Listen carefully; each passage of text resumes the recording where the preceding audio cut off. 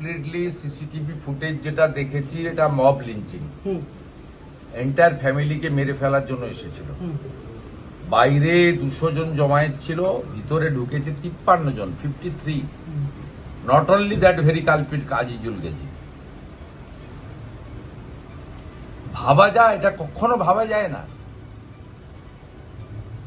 এটা যে ঘটতে পারে কোন সহনাগরিকের সঙ্গে, বাদ দেন এরা সেন্ট্রাল গভর্নমেন্টের খুব রেসপন্সিবল পোস্টে কাজ করেন, they are educated people, they are very discipline organisation, সেটা তো সেপারেট থিং। সাধারণ নাগরিকের ক্ষেত্রেও এটা হতে পারে না। এইভাবে 200 জন হাউসিংকে ঘেরাই করেছে, 53 জন ঢুকেছে একসঙ্গে, ইটস এ মব লিঞ্চিং। পুড়িয়ে মেরে দিত গোটা বাচ্চাটাকে, স্ত্রীকে আর ওকে প্রদীপজিকে। আর হেডে ইঞ্জুরি কারা করে?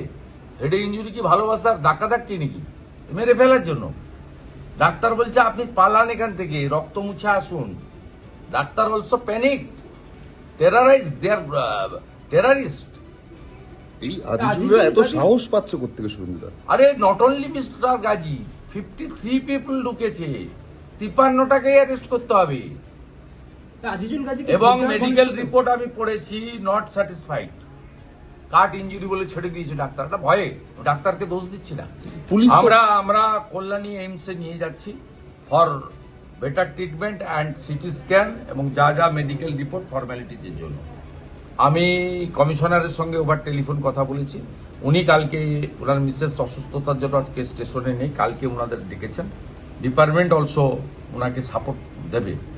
আমরা ওনার এগেনস্ট একটা ফলস কেস হয়েছে, সেটা নিয়েও আমরা এএসজি, অ্যাডিশনাল ডেপুটি এএসজির সঙ্গে আমরা কথা বলেছি। আর ফাইনালি ওনার মিসেসকে ধাক্কাধাক্কি করা হয়েছে, মলেস্টেশন করা হয়েছে, বাচ্চাকে করা হয়েছে, সেটা নিয়েও সেপারেট এফআইআর করার জন্য আমি সাজেস্ট করেছি ওনাদেরকে।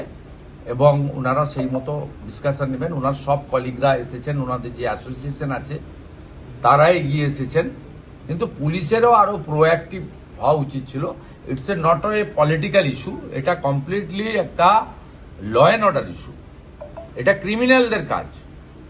এই ক্রিমিনাল সেই যে যারই পরিচিত হোক না কেন, ক্রিমিনাল মিন্স ক্রিমিনাল। এবং এরা দেশের সার্ভেন্ট, মানে খুব সিনসিয়ার ভারতের সেবক। এদেরকে প্রোটেক্ট করার দায়িত্ব আমাদের। আর পশ্চিমবঙ্গ সব সময় অতিথিকে নারায়ণ ভাবে।